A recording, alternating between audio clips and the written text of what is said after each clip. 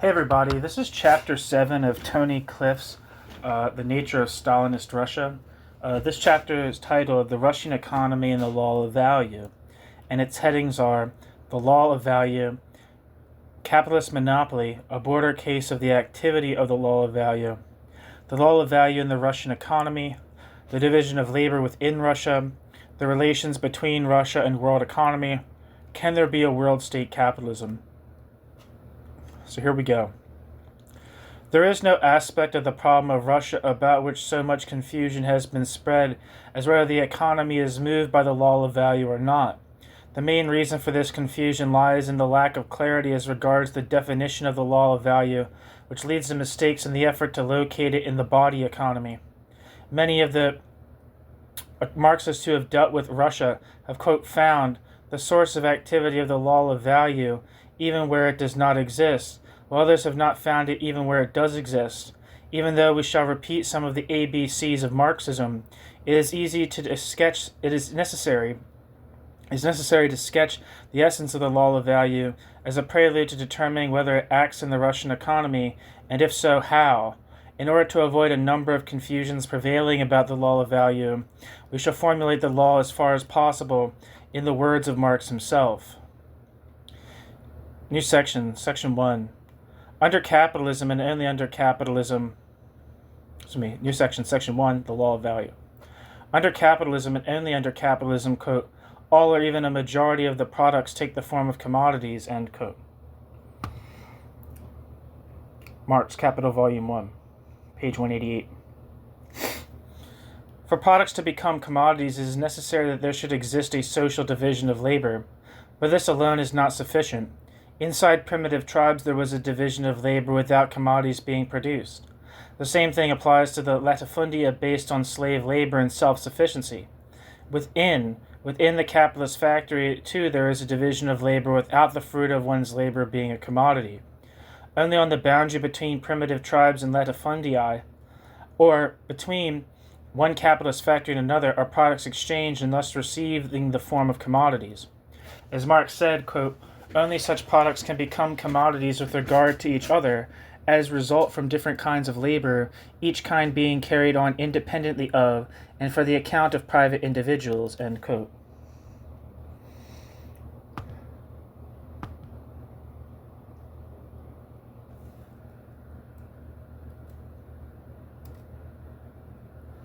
Marx, Capital, Volume 1. Value is the common characteristic of commodities on the basis of which exchange is realized. Only as commodities have the exchange value. Exchange value is the form of expression of the social relations between producers of commodities, of the social character of the labor of every producer. It is, in fact, the only expression of the social character of labor in a society of independent producers. Marx says, quote, since the producers do not come into social contact with each other until the producers exchange their products, the specific social character of each producer's labor does not show itself except in the act of exchange. In other words, the labor of the individual asserts itself as a part of the labor of society only by means of the relations which the act of exchange establishes directly between the products and indirectly through them between the producers, end quote. Marx, Capital, Volume 1, page 84. The only form of appearance of value is the process of exchange itself.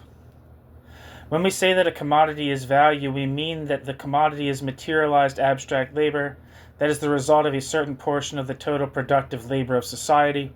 Quote, magnitude of value expresses a relation of production. Magnitude of value expresses the connection that necessarily exists between a certain article and the portion of the total labor time of society required to produce it, end quote. Marx, Capital, Volume 1, page 114. Why is exchange value the only expression of the, quote, connection that necessarily exists between a certain article and a portion of the total labor time of society required to produce it, end quote? Why is this relation not expressed directly, instead through the medium of things? The reason is that the only social connection between independent producers that there can be is through the exchange of commodities. The law of value in a society of independent producers determines A, what will be the exchange relation between different commodities, B, the total volume of commodities of one kind which will be produced in comparison with commodities of another kind, and therefore C, the division of total labor time of society among different enterprises. One aspect of A is the selling and buying of labor power. The law of value determines the relation of exchange between labor power and other commodities. And through this, the division of the labor day or the worker into the portion of, quote, necessary labor, in which he reproduces the value of his own labor power, and the portion of, quote, surplus labor, in which he produces surplus value for the capitalist. One aspect of B, which is what? The total volume of commodities of one kind which will be produced in comparison with commodities of another kind, is the proportion of the social labor devoted to the production of means of production and the production of means of consumption. This, of course, is dependent upon A, what will be the exchange relation between different commodities. In order to get a clear picture of the activity of the law of value, let us quote Marx on the relation between the division of labor which is expressed in the appearance of values of commodities and the division of labor which is not thus expressed. That is, between the division of labor in capitalist society as a whole and the division of labor within an individual capitalist factory. Marx writes, quote, division of labor in society is brought about by the purchase and sale of products of different branches of industry. While the connection between the detail operations in a workshop are due to the sale of labor power of several workmen to one capitalist, who supplies as a combined labor power. The division of labor in the workshop implies concentration of the means of production in the hands of one capitalist. The division of labor in society implies their dispersion among many independent producers of commodities. While within the workshop, the iron law of proportionality subjects definite numbers of workmen to definite functions. In the society outside the workshop, chance and caprice have full play in distributing the producers and their means of production among the various branches of industry. The different spheres of production, it is true, constantly tend to an equilibrium, for on the one hand, while each producer of a commodity is bound to produce a use value to satisfy a particular social want, and while the extent of these social wants differs quantitatively, still there exists an inner relation which settles the proportions into a regular system, and that system one of spontaneous growth. And on the other hand, the law of value of commodities ultimately determines how much of its disposable working time society can expend on each particular class of commodities. But this constant tendency to equilibrium of the various spheres of the product is exercised only in the shape of reaction against the constant upsetting of this equilibrium. The a priori system on which the division of labor within the workshop is regularly carried out becomes, in the division of labor within the society, an a posteriori, nature-imposed necessity, controlling the lawless caprice of the producers, and perceptible in the barometrical fluctuation of the market prices. Division of labor within the workshop implies the undisputed authority of the capitalist over man, that are but parts of a mechanism that belongs to the capitalist. The division of labor within the society brings into contact independent commodity producers who acknowledge no other authority but that of competition, of the coercion exerted by the pressure of their mutual interest. End quote. Marx. Capital, Volume 1, page 390 to 391. Thus the action of the law of value brings order into disorder by its continual disturbance of the equilibrium, by the continuous movement of demand and supply, by competition. Therefore, despite the lack of central deciding authority within a society of commodity producers, a certain order is created by the law of value alone, and certain proportionalities are reached in the production of different products, in the division of the total labor time of society between the different branches of the economy, etc. Within the individual factory, on the other hand, It is not impersonal anarchy that prevails, but the despotic will of the capitalist which decides the division of labor in the process of production and the quantity of different goods to be produced.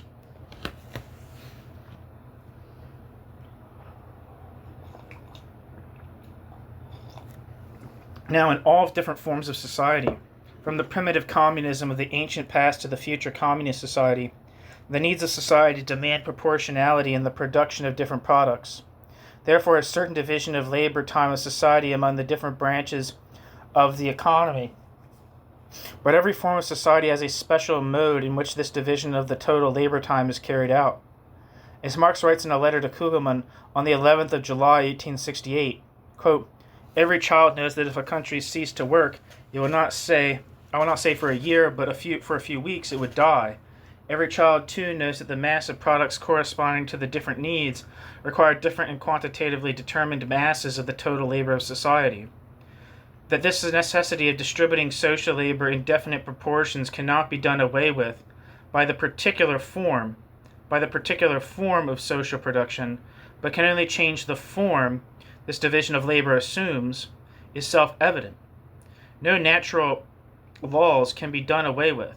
What can change in changing historical circumstances is the form in which these laws operate, and the form in which this proportional division of labor operates in a state of society where the interconnection of social labor is manifested in the private exchange. The private exchange of the individual products of labor is precisely the exchange value of these products." End quote. Marx. Letter to Kugelmann.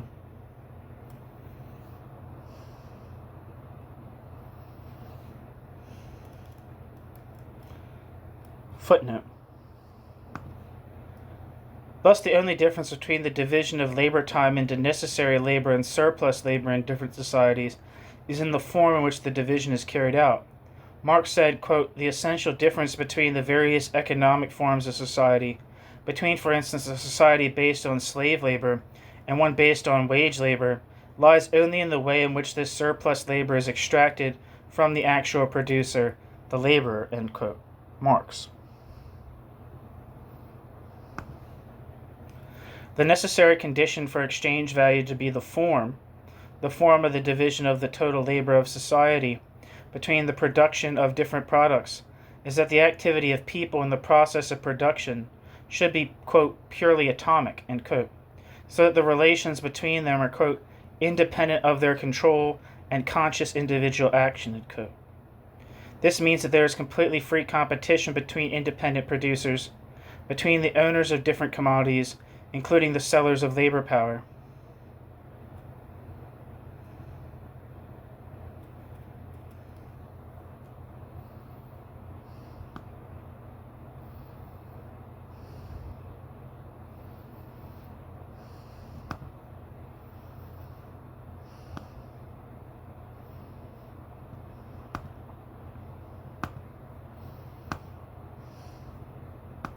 One second.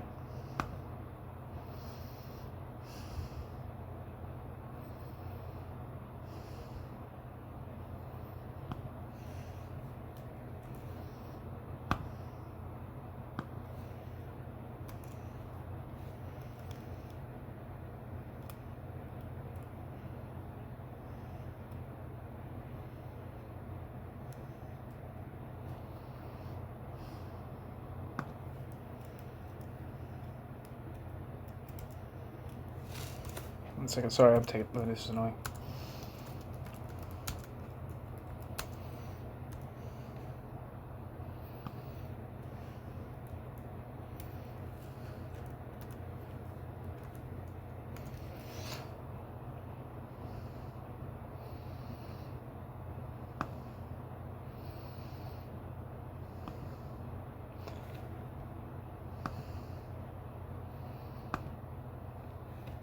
Sorry. Where the hell am I?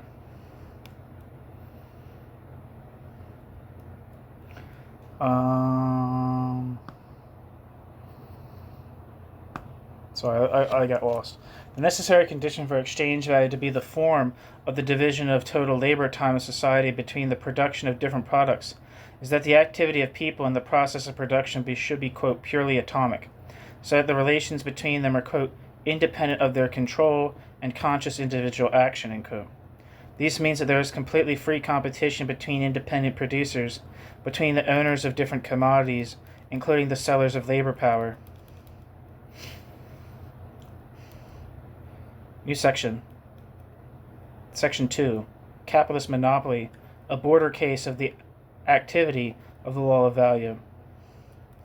As the existence of value is conditioned by the non-existence of a conscious regulation of production, the concept of value itself assumes that the price of a commodity is not identical with the commodity. As the existence of value is conditioned by the non-existence of conscious regulation of production, the concept of value itself assumes that the price of the commodity is not identical with value, except as an exception, but oscillates around value. In reality, as Marx explains in the third volume of Capital, this statement needs modification. The price of a commodity oscillates not around its value, but around its price of production. The relation of exchange between two commodities is therefore not congruent with the labor-time ratios incorporated in them, but as the price of production itself is derived, by means of the tendency towards an equal rate of profit. From the total value produced under conditions of free competition, prices are derived, even if not directly, from labor-time ratios. The appearance of monopolies changes this picture.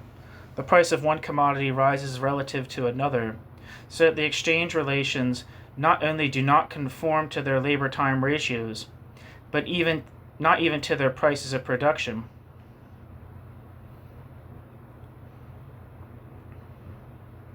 Monopoly, by altering the exchange relations between different commodities, also alters the exchange relation between the commodity labor power and other commodities, i.e., it changes the relation between wages and profits. Monopoly restricts the production of certain commodities in order to raise those commodities' price, so that the relation between the quantity of commodities produced by different industries is not exactly the same as that which would have existed under conditions of free competition. Thus, monopoly also alters the division of the total labor time of society among the different branches of the economy. The first Marxist who dealt extensively with the question of monopoly was Hilferding. Hilferding's book Finance Capital is perhaps the most important book on Marxist economics since Capital itself. In one chapter, Hilferding deals with the price determination of capitalist monopoly. He explains why it is impossible to draw any general law which will explain what is the quantitative influence of monopoly on the relations of exchange between commodities. Hilferding writes, quote, "What is undetermined and immeasurable under the rule of monopolies is demand. How this reacts on the raising of prices cannot be ascertained. Monopoly prices can be determined empirically, but their level cannot be determined theoretically. Classical economy, bracket, in this Hilferding includes Marx, end bracket, conceives prices as the form of appearance of anarchical social production. The price is level as dependent on the social productivity of labor. The objective price law is realized only through competition. When the monopolist associations abolish competition, the monopolist associations remove with competition the only means by which an objective price law can be realized. Price ceases to be an amount determined objectively and becomes a problem of calculation for those who determine it with will and consciousness. Instead of a result, it becomes an assumption. Instead of being objective, subjective. Instead of being inevitable and independent of the will and consciousness of the actors, it becomes arbitrary and accidental. The realization of the Marxian theory of concentration, the monopolistic merger, seems to lead to the invalidation of the Marxian theory of value, end quote. Hilferding, Das Finanzkapital. Just as it is impossible to determine theoretically what will be the relations of exchange between commodities under conditions of monopoly, so is it impossible to determine what quantities of different commodities will be produced, and how the total labor time of society will be divided between different branches of the economy. But it is possible to estimate that the tendency of the above factors will be under monopoly conditions in comparison with what they would have been under conditions of free competition. Under conditions of equilibrium, the exchange value of monopoly commodities will rise in relation to non-monopolized commodities. The quantity of monopolized commodities produced will be smaller relative to non-monopolized commodities. The proportion of the total labor time of society absorbed into the monopolized industry will likewise be smaller.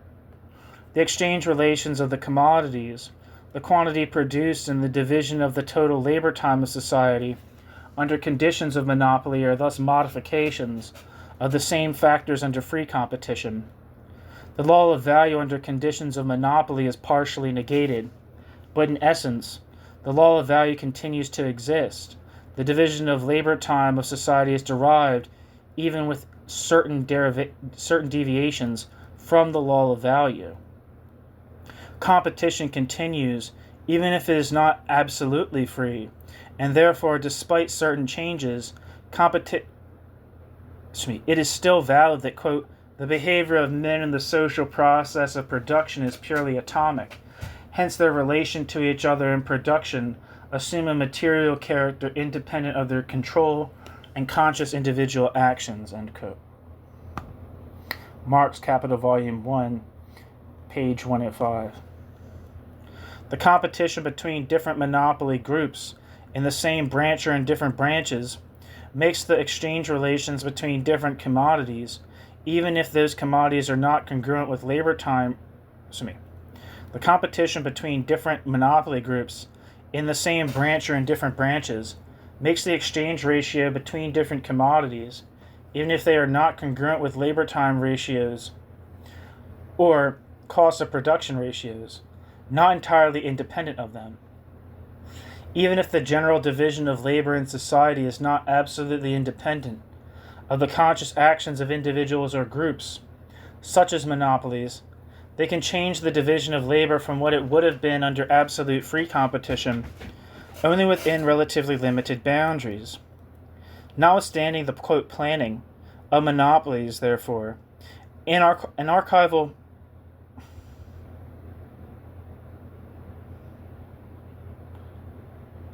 Notwithstanding the, quote, planning of monopolies, therefore, it says anarchival, but I'm sure that's a typo. I'm going to assume it means anarchic. Character of the division of labor among the different enterprises in society continues to exist. The division of labor between monopolistic groups thus continues to be different from the division of labor within the factory. Quote, not only in degree but also in kind, end quote. We see then the monopoly means a partial negation of the law of value, but on the basis of the law of value itself. As Spinoza said, quote, determinatio est negatio, end quote. The partial negation of the law of value borders on the law of value's total negation. We would be correct in describing capitalist monopoly as a border case of the activity of the law of value. We would be correct in describing capitalist monopoly as a border case of the activity of the law of value. Does the intervention of the capitalist state in the regulation of the price of commodities, the capitalist state's appearance as buyer of an important part of the products of the economy, as the allocator of raw materials and regulator of capital investment, negate the law of value entirely or only partly negate the law of value? Let us first requote Lenin on this question. Quote, when capitalists work for the defense, i.e. the government, it is obviously no more pure capitalism. It is a special form of national economy. Pure capitalism means commodity production. Commodity production means work for an uncertain and free market. But the capitalist, quote, working for the defense does not work for the market at all. He fills the orders of the government, and money is invariably advanced to him by the treasury.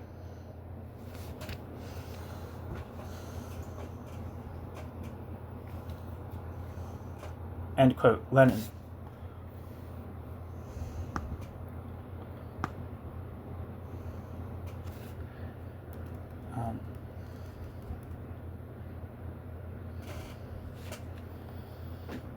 I don't know, the state having money and spending it on buying things from the private economy doesn't seem to really be a negation of the market at all. But that's just my opinion. This does not mean that the supply of products by capitalist enterprises to the state is outside the law of value. See, that seems like what is weird to me. The supply of products by capitalist enterprises to the state. It's not supplying; it's selling. It's selling products by capitalist enterprises. Supply is too vague and kind of masks like the commercial mercantile nature of what is going on. But sorry. This does not mean that the supply of products by capitalist enterprises to the state is outside the law of value of the automatism of the market. When in Nazi Germany the state began to buy half the total national product, when it concentrated in its hands the allocation of raw materials, regulated the flow of capital into the different branches of the economy, fixed the prices of commodities, and regimented the labor market, it did not leave the exchange relation of different commodities, the relative quantity of different goods produced, and the division of total labor time of society among the different industries, to be regulated by the blind automatic activity of the market. But the Nazi state did not take all the decisions as regards production. The law of value was not negated altogether, but only partially. It was negated on the basis of itself. New section, Section 3, the law of value in the Russian economy. In seeing whether the Russian economy is subordinated to the law of value or not, we shall look into two aspects of the problem. First, we shall consider the Russian economy as a closed unit, abstracted from the world economy. We shall see how far such an abstraction is permissible and what importance it has. Then we shall examine the mutual relations between the world economy and Russian economy. As far as this first aspect is concerned, the main problem to be tackled is whether the division of labor among the enterprises in Russia itself is basically, in essence, the same as exists within one workshop in capitalist society, or whether it is like the division of labor in the interior of society as a whole. As far as the first aspect is concerned, the main problem to be tackled is whether the division of labor among the enterprises in Russia itself is basically, in essence, the same as exists within one workshop in capitalist society, or whether it is like the division of labor in the interior of society as a whole. I guess by society means capitalist society right there. I'm not sure what that means. As far as the second aspect is concerned, the problem to be tackled is whether the relations between Russian economy and world economy make for the existence of the law of value as the regulator of production in Russia. New heading: the Marxian law of value in the Russian economy viewed in isolation from world capitalism. At first sight, it seems the relations between the different enterprises in Russia are the same as among different enterprises in the traditional capitalist countries, which is the opposite of the relations within each enterprise. But this is only formally the case. The fundamental criterion in a society of private producers, which distinguishes between the division of labor within the workshop and the division of labor inside society as a whole, is that in the former the ownership of the means of production is concentrated in one hand. The workers are subordinated to one will, which decides the quantity to be produced, etc. In society as a whole there is no deciding authority, but only the, quote, blindly working average, end quote, to determine the proportionality of workers employed in different enterprises, the quantity of commodities produced, etc. This criterion certainly does not distinguish between the division of labor within the factory and among the factories in Russia. Both are submitted to the planned regulation of production. The difference between the division of labor in, let us say, a tractor factory and the division of labor between the tractor factory and the steel plant supplying the tractor factory is a difference only in degree, not in kind. It is a technical administrative difference, but not a difference of the working of the laws of the economy. The differences between the division of labor in, let us say, a tractor factory and the division of labor between that tractor factory and the steel plant supplying that tractor factory is a difference only in kind, not in degree. It is a technical administrative difference, but not a difference in the working of the laws of the economy. The division of labor within Russian society is therefore in essence a species of the division of labor in the interior of a workshop. So that's very important, right? That kind of defines a lot of early state capitalist theory, including Cliff, but also Gavril Myasnikov, and from what I can see, Raya Dunayevskaya as well. Other people who have this notion that the USSR is internally doesn't the law of value is not internally operative in the sense of operating between different commodity producers within the Russian economy as a whole, but is an operative pressure outside of the Russian economy as a whole that dictates what happens inside the Russian economy. So it's like the Russian economy is one big business, one big capitalist firm. Later theories of state capitalism are going to say that there is a division of labor dictated by the law of value between different units of production within capitalist society. So that's an important thing. That's like a key criteria of Cliff's is whether Cliff's, and I think it's also important whether Cliff's theory of state capitalism is viable or not. Especially, I'm not sure when he says this, but I know from the secondary literature, say like Ian Birchall or Marcel van der Linden on Tony Cliff, is they basically say that the main determinant competition competitive factor that's placed on Russia is an arms race. That's Cliff's position. And so the economy is fundamentally dictated by the competitive pressure of the arms race, which is a radically unorthodox thing to say to determine the capitalist character of the Soviet Union, right? The division between an arms race is not between two states that's not mediated by commodities cannot be said to be like a form of capitalist competition. And so the degree that makes the internal workings of the Russian economy capitalist is pretty dubious. But just as a side note, sorry for harping on about my own opinions, but this is if this is Cliff's position, I don't think in any state capitalist position that's kind of based on this notion, especially if the main competition is the arms race, which I think for a lot of them it is, especially for Cliff, it doesn't work as a theory of state capitalism. What you'd have to do, I think, to prove that state capitalism existed in Russia is to prove that there was competition between different units of production within the Russian economy that were dictated by purchases and sales. Within the economy. The fact that the Soviet Union was exploitative, and extremely and brutally so, of course, does not mean that it was capitalist. There's certain mercantile commercial considerations that have to be taken into account.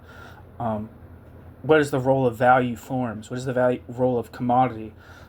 What is the role of capital in the sense of money, commodity, money prime, and the Marxian understanding of the term? This is a very, just an observation, just as a side note, because I'm thinking out loud now, I'm yakking, and I've had too much coffee, is that one of the things I think is really interesting, I just read a paper on Cliff recently, and I was trying to look up some of the arguments that were kind of like made against like state capitalism theory, and one of them is Christopher J. Arthur, who's also written a lot on Marx's critique of political economy and has kind of tried to reconstruct capital on his own. But anyway, one of the things that he says is that like a lot of is that the early Marxist critique of alienation in like 1844 does not give like specific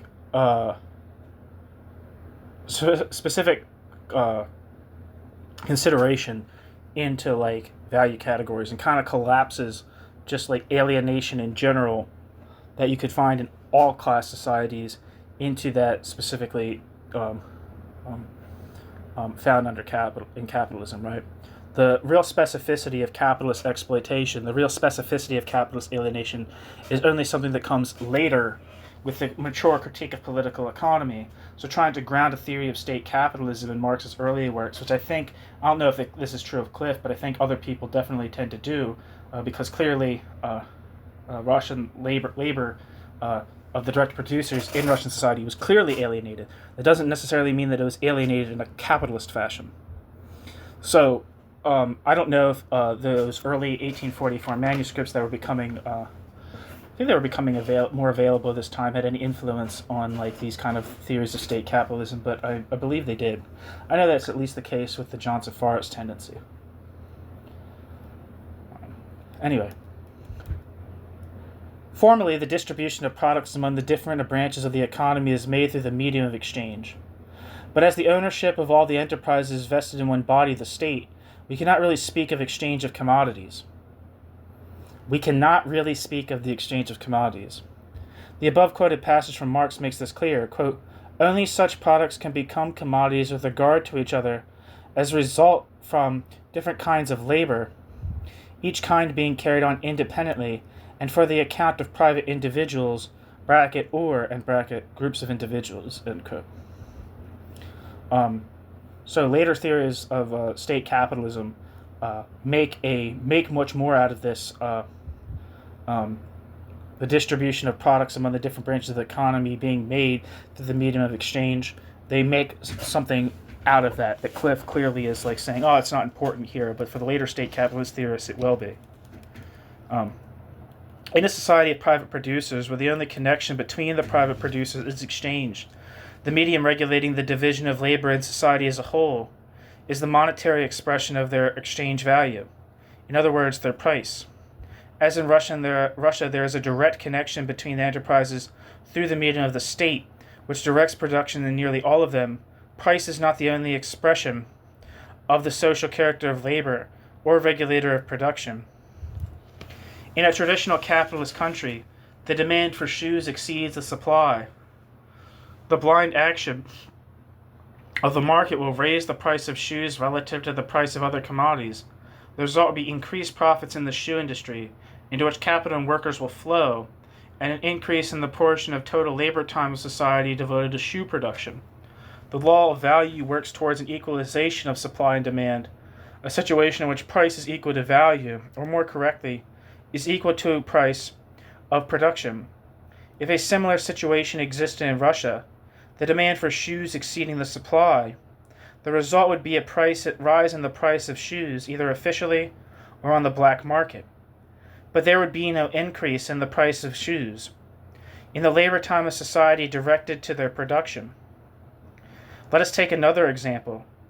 In the traditional capitalist countries, the proportionality between the production of means of production and the production of means of consumption is achieved and also disrupted by the activity of the law of value. If the supply of shoes is lower than the demand, while the supply of machinery is higher than the demand, the price of shoes will rise while the price of machinery will decline. A stream of capital and workers will flow from one branch into the other until the proportionality between the two departments is restored. In Russia, the state owns both departments of industry. A high rate of profit in the production of means of consumption will not attract a stream of capital and workers into this department and out of that of means of production. Here the proportionalities existing between the two departments are not derived from the blind activity of the Russian internal market. The relationship between the production of the two departments is directly dependent on the relationship between accumulation and consumption, between constant capital. The relation between the production of the two departments is directly dependent on the relation between accumulation and consumption. It says between C and V, but I don't know what that means. It's capital C and capital V. In Marx, constant capital and variable capital are marked by lowercase c and lowercase v typically. um, with a capital C being the commodity's total value. Um, so I'm not quite sure what C and V mean here. But I'm going to assume that C and V means accumulation and consumption.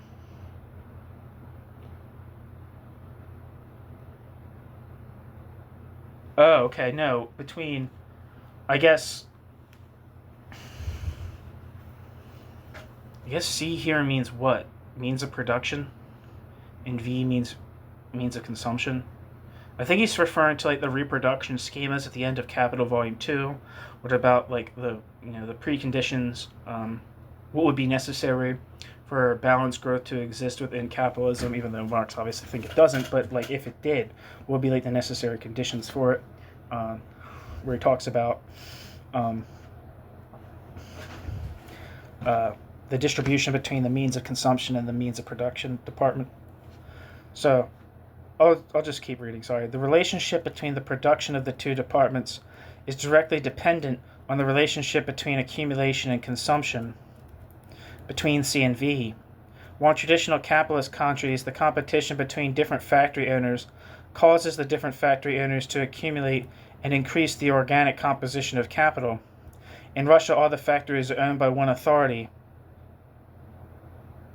In Russia, as all the factors are owned by one authority, this factor does not exist. Accumulation and technical improvement in Russia are not adopted, as accumulation and technical improvement in Russia are adopted in traditional capitalist countries as a defense attack measure of one enterprise against another. We have seen that the price is not the medium through which Russian production and the division of labor and society as a whole are regulated. The regulator here is the government plan. Price appears only as one of the weapons the state in its regulation of production. Price is not the motor, but the transmission belt. This does not mean that the price system in Russia is arbitrary, dependent on the whim of the bureaucracy. The basis of price here, too, is the cost of production. If price is to be used as a transmission belt through which the bureaucracy directs production as a whole, price must fit its purpose, and as nearly as possible reflect the real cost, that is, the socially necessary labor absorbed in the different products. Notwithstanding this, however, there is a fundamental difference between this price and the price of commodities in traditional capitalism. The price of commodities in traditional capitalism expresses the autonomy of the economy, which is broadest under free competition, more canalized under monopoly. The former, the price in Russia, expresses the autonomy of the economy's non-existence. The difference between these two kinds of price will probably become clearer if we make an analogy with another historical period, the Pharaonic. As we have said, in every society the total labor time must be divided among the production of different products, and in every society labor time is the real cost of production. Pharaoh had to distribute his slaves between the production of food and luxury items, the construction to the irrigation system, the building of pyramids, etc. His calculation was direct. A certain number of slaves were devoted to one work, a certain number to another. As the process of production was relatively simple, there was no necessity for additional checks beyond seeing that the number of slaves was apportioned according to plan. In Stalinist Russia, as in Pharaonic Egypt, the state directly makes an almost complete plan of the division of the total labor time of society, but as the process of production is much more complicated than it was a few thousand years ago, simply to check the number of workers engaged in the different branches is not sufficient for the economy to run according to plan. Footnote. The word, quote, almost, is used to remind us that there are some border cases in which the control of the state is not complete. The labor time of the kolkhoznik on his private plot is an example of this. Likewise, the labor of the artisan. But even if these are not consciously planned by the state, they are not absolutely free from a certain control. Through the lever of prices, taxes, and especially the state's planning of the main field of production, these peripheral activities are also consciously drawn into certain channels. A side note from myself, you're getting all kinds of side notes today, is that I'm not, I would have to do further research on this, but the cold causes usually at least I tended to think for a long time, just not knowing better, that the kolkosnik became like basically like the statification of agriculture, but the kolkosniks are kind of like are different from the kolkhoz is what's it? Can't remember the name. The kolkhoz is different from the sovkhoz. I can't remember, but the state agriculture, and so the kolkosniks. I keep saying kolkosniks. These are the words in my face, but the kolkhozes did engage in trade with the state, like it's being said here, and I think that he's referring here to like the kolkhoz. Like I know the kolkhoz, like the peasants in Russia were granted a certain degree of a certain access to private plots, like it's being said here, and were allowed certain freedoms to sell what was created on their private plots. And I think those private plots actually like generated a decent amount of food. And I think kolkhozniks also, the kolkhozes generally produce most of the food versus the sovkhoz. God, now I'm feeling so stupid.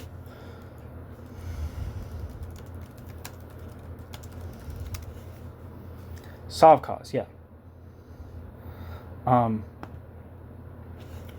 They were directly owned by the state, right?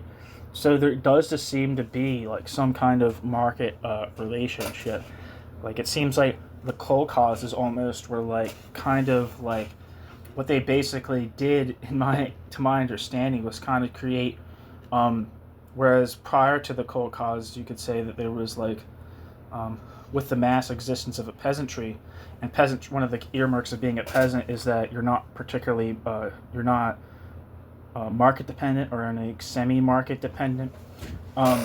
So what happened in the Soviet Union a lot of times was if there was like they were not getting good prices from the state, or they were not able to purchase anything with the money they were getting from the state. They wouldn't be able to purchase like industrially produced goods. They would just stop engaging in trade with the state because they didn't have to, right? They could become self-reliant, safety first agriculturalist, right?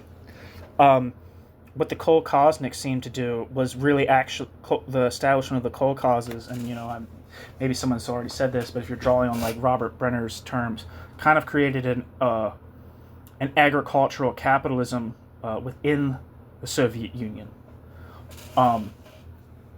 Now, obviously, the state has a lot of power here, and the kolkhozes I don't think are going to be able to had the chance to like arbitrarily throw prices at the state. Obviously, like the kolkhozes were created by the state, but I think that they were kind of like giant maybe I'm wrong here, but I think they were like giant agricultural businesses, right? And I think that like I don't know if you'd necessarily call it wage labor, but a lot of the peasants who lived in the kolkhozniks needs were like met via like rations or like wages. So there's a degree to which like the establishment of the kolkhozes sort of represented like a concentration of capital. In the traditional Marxist conception is laid out in the last volumes of Capital. Marx speaks of like social, like communism being like the negation of the negation, right?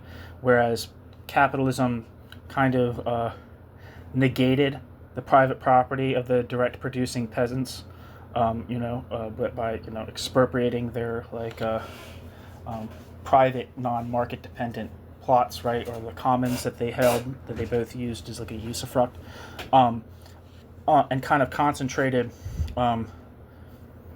wealth in the hands of a small minority, what you might call like an agrarian capitalist class, right? And so it's a negation of private property with another form of private property in a certain sense. And socialism kind of is the negation of that negation, right? the negation of private property, like as such. The collectivization of agriculture in the Soviet Union, I think, has just the character of negation. It's not the negation of the negation; it's the negation of private peasant, not which private not meaning necessarily not like capitalist, but private just meaning autonomous, I guess, or like privately owned, but not like by like families, right? By like peasant families, right? It represents a negation. It represents, in a certain sense, and I think this is what like people like Sharu Bettelheim means. It was fun, like thinks that like collectivization of agriculture, despite being assisted by the state, was a fundamentally like capitalist move. It was a plan to crush the independence of the non-commodity producing peasants and concentrate property in the hands of the make these concentrated farms that were not independent family like homesteads or like family self-reliant homes, but would have to engage in trade with the state. All this is to say is that the kolkhozes, I don't think even though they were created by the state, I don't believe had a particularly planned character. In terms of I do think that if there was any, I think they definitely had a kind of commercial mercantile relationship to the state. And I think this is demonstrated by the fact that there was another thing that was actually directly administered by the state, the Sov causes. So, and I think that he's Cliff right here in this footnote that I'm rambling on so long about is talking about the kolkhozniks, like private land, which I think like did actually do a lot of selling through these private plots, but also I think the kolkhozes compared to the Sov causes were infinitely more of a factor in feeding the Soviet population than the state farms. So I don't particularly know. I should do more research, and I'd be very eager to know what is the nature of the kolkhozes relationship. And I think for a robust theory of state capitalism, getting to the bottom of was this a commercial mercantile relationship, even however mediated, between the different kolkhoz farms and the state, or was it planned? Like I said before, like I think there's definitely a dividing line between the one big factory interpretations of state capitalism and the kind of like competitive competition between productive units, while all formerly owned by the state, competing with each other in a mercantile fashion. That is a different type of state capitalism theory, and I think and I don't think one big theory, at least in my opinion, I don't think one big factory theories of state capitalism are really very convincing. As I already said, which you don't need to keep hearing me repeating my opinion, but I think capitalism is fundamentally commercial, mercantile in character. Capital is not means of production heteronomously used by people who don't labor to exploit those who do labor. That's not capital. Capitalist production processes definitely do that, but capitalism does not have the historical monopoly, right, on the separation between or the control of the means of production, right? So just so what needs to be the capital, is money, commodity, money prime, money being invested into a production process in order to produce commodities of augmented value, which can be sold and have a profit realized on their sale. if what's just being produced is use values that never enter into any kind of exchange, uh, any kind of between from one commodity to another, that society may be extremely exploitative. It may have a lot of similarities to capitalism.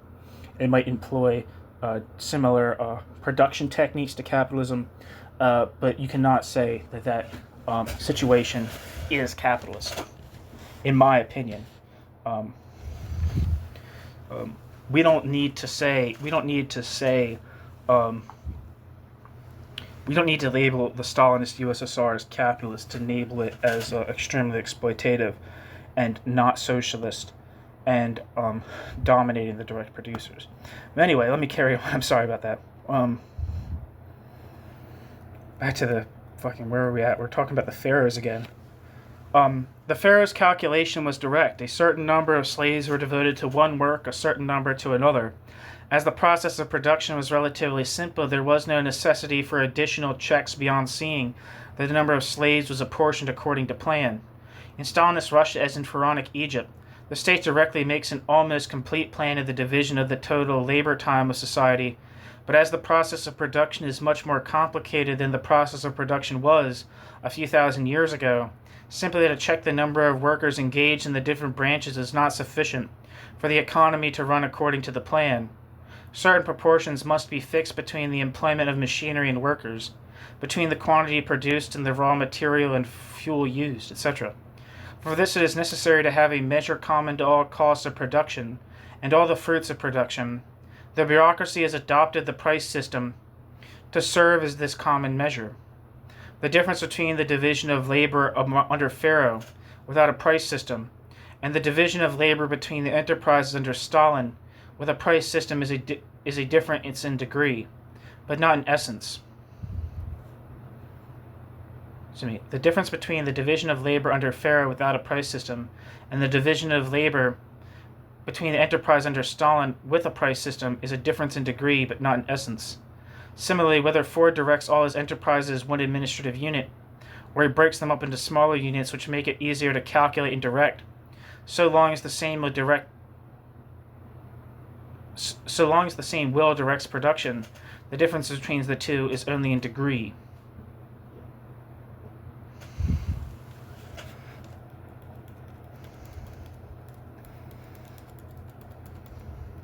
One thing in Russia seems to fulfill the requirements of a commodity. This is labor power. If labor power is a commodity, the means of consumption that the worker receives in exchange for their labor power are also commodities, being products produced for exchange. We should therefore have, if not a highly developed circulation of commodities, a huge trucker barter system comprising all the consumption of the workers. But first of all, Marx argues, quote, the circulation of commodities differs from the direct exchange of products, barter, not only in form but in substance, end quote. Marx, Capital, Volume 1, page 126. As a side note, I believe one of the findings of David Graeber is that any kind of generalized system of barter is not historically existed.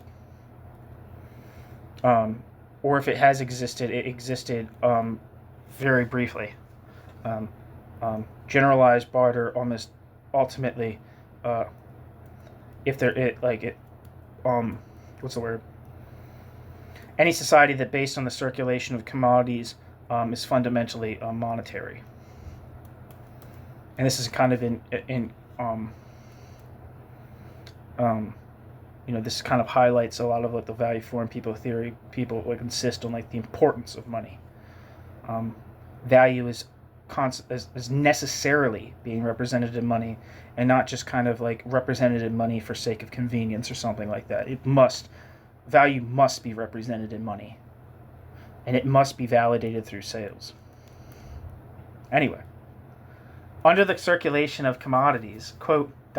exchange breaks through all local and personal bounds inseparable from direct barter, and develops the circulation of the products of social labor, ... Exchange develops a whole network of social relations, spontaneous in their growth and entirely beyond the control of the actors, end quote. Marx, Capital, Volume 1. Is labor power in Russia really a commodity, as it is under traditional capitalism? Marx explains that labor power becomes a commodity only when two conditions exist.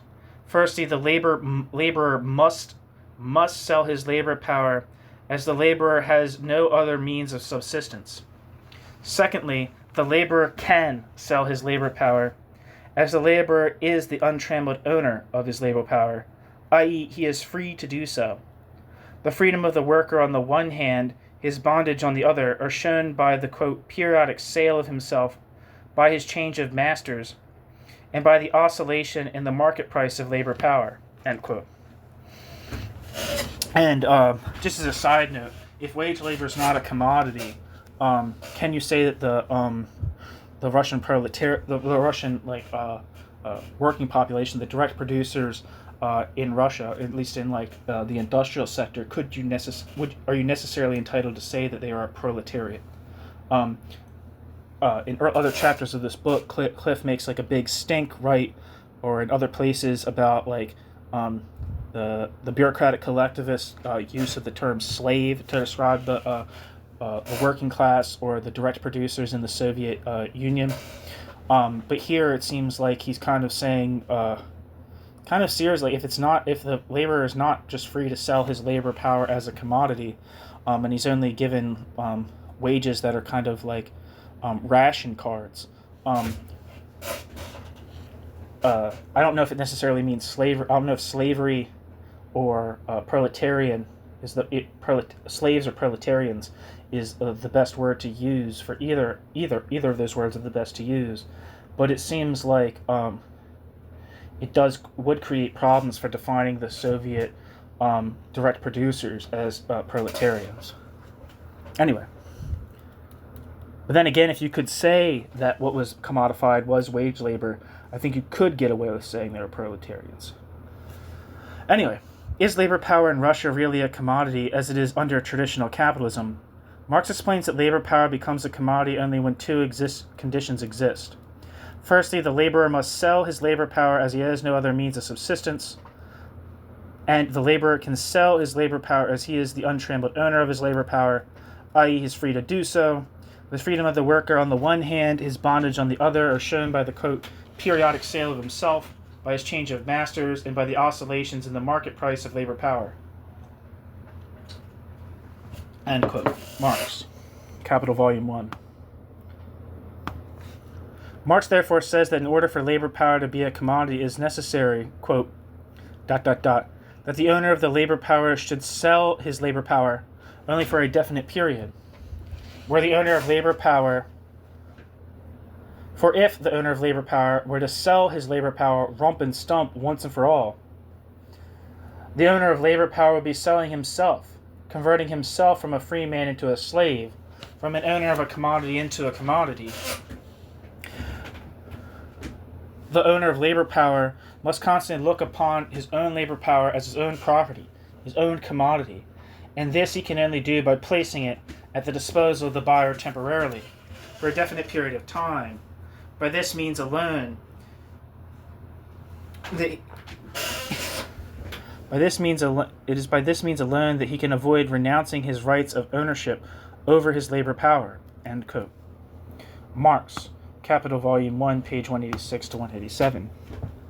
If there is only one employer, a, quote, change of masters is impossible, and the, quote, periodic sale of himself becomes a formal thing only. The contract also becomes only a formality when there are many sellers and only one buyer. That even this formal side of the contract is not observed in Russia is clear from the system of fines and punishments, the, quote, corrective labor, and, quote, etc. Quote, oscillations in the market price of labor power, end quote, take place in Russia, perhaps more so than other countries. But here, too, the essence contradicts the form. We shall elaborate this point somewhat, as it will throw light on the central point we intend to prove, that in the economic relations within Russia itself, one cannot find the autonomy of economic activity, the source of the law of value, acting. We shall elaborate this point somewhat, as it will throw light on the central point we intend to prove, that in the economic relations within Russia itself, one cannot find the autonomy of economic activity, the source of the law of value acting. Very, very important sentence.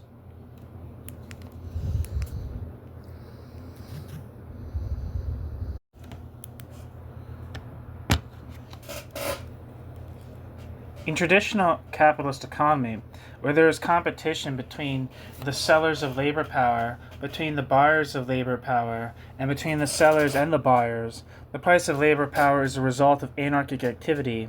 If the rate of accumulation is high, there is extensive unemployment, which under normal conditions raises the nominal wages.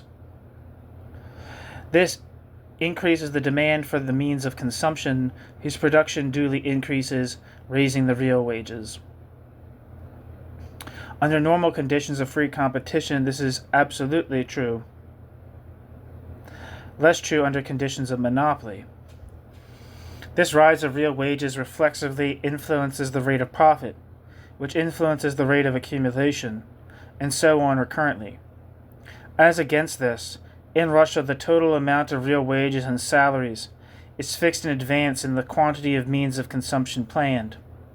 It may happen, of course, that because of defects in the planning and its realization, the quantity of money distributed as wages and salaries is larger than the total price of the means of consumption produced.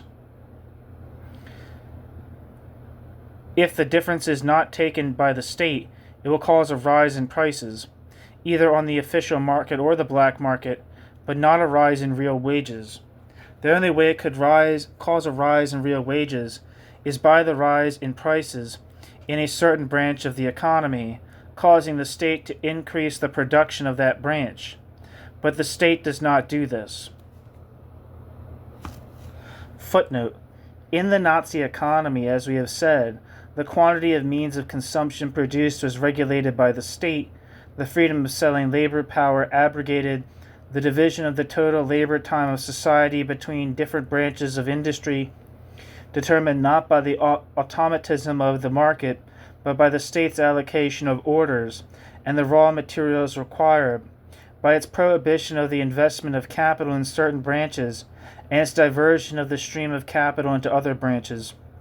Nevertheless, not all autonomic relations between the different enterprises in Germany was abolished. Seeing that state orders as a factor in determining A. the exchange of relation between commodities, B. the relative quantity produced, and C. the distribution of the total labor time of capitalist society, is different only in degree from the Nazi economy, or even from a capitalist state which is the repository of the means of production. Bukharin was quite right when he denoted by the term, quote, state capitalism, both a capitalist war economy and the stage in which the capitalist state becomes the repository of all the means of production. We, on our side, in order to avoid any confusion, use the term, quote, state capitalism only to denote the latter, where the capitalist state becomes the repository of all means of production. Meaning state capitalism is reserved specifically for states like the Soviet Union.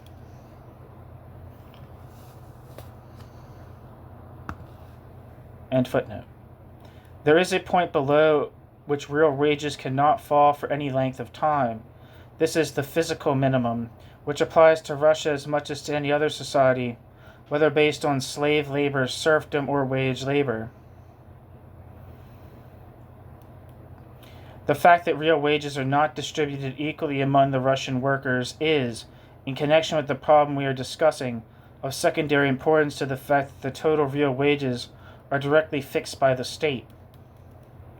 Hence, if one examines the relations within Russian economy, abstracting the relations within Russian economy from the relations with the world economy, one comes to the conclusion that the source of the law of value as motor and regulator of production is not to be found.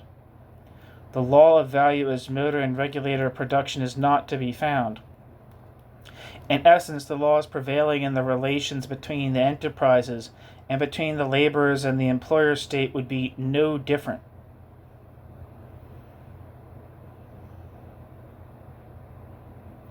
If Russia were one big factory managed directly from one center, and if all the laborers received the goods they consumed directly in natura, that means not mediated by sales.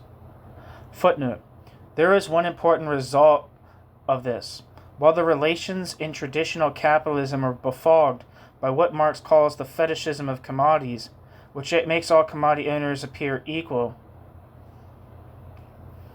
the class antagonisms in Russia are crystal clear.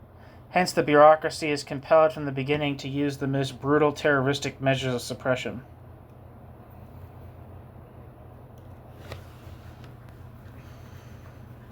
I don't think that's what the that's not what the fetishism of commodities. The chapter, the fetishism of the commodity and its secret, is about the fiction of commodity owners appearing equal. That's something that's only talked about later. I think in like chapter 4 or 5 of the book. The section on the fetishism of commodities is in section 1 of in chapter 1, section 4 of Capital Volume 1, and is not about the superficiality of the equality between wage laborers and capitalists. End footnote. Abstracting Russian economy from world economy, it is logical that Hilferding should write, quote, "A capitalist economy is governed by the laws of the market, analyzed by Marx, and the autonomy of these laws constitutes the decisive symptom of the capitalist system of production. A state economy, however, eliminates precisely the autonomy of economic laws. A state economy represents not a market but a consumer's economy. A state economy is no longer price, but rather a state planning commission that now determines what is produced and how.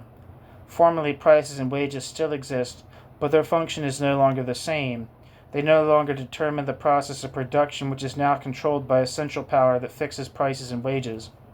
Prices and wages become means of distribution, which determine the share that the individual receives out of the sum total of products that the central power places at the disposal of society.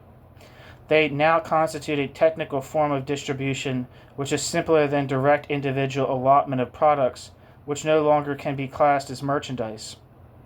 Prices have become symbols of distribution and no longer comprise a regulating factor in the economy, while maintaining the form a complete transformation of function has occurred." End quote. Rudolf Hilferding. And that's from Hilferding's State Capitalism and Totalitarian Economy, which I personally think is a great essay that you should really check out. It's one of the it's a pretty impressive critique of state capitalism theories. At the same time, Hilferding says, quote, "In Germany, too, the state striving to maintain and strengthen the state's power determines the character of production and accumulation. Prices lose their regulating function and become merely means of distribution. The economy, and with it the exponents of economic activity, are more or less subject to the state, becoming the state's subordinates."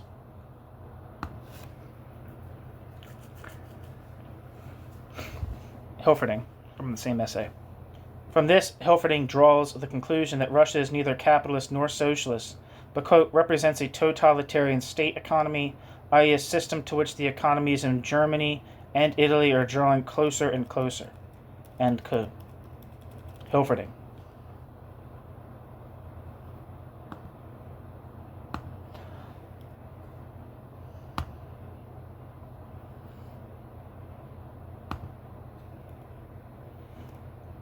Okay, so I've been reading for a little while. This video is already over an hour long, so I'm going to cut this chapter in half, actually, just to keep the videos from being too long. So this is going to be part 1. There's also going to be a part 2. All right, thanks for listening.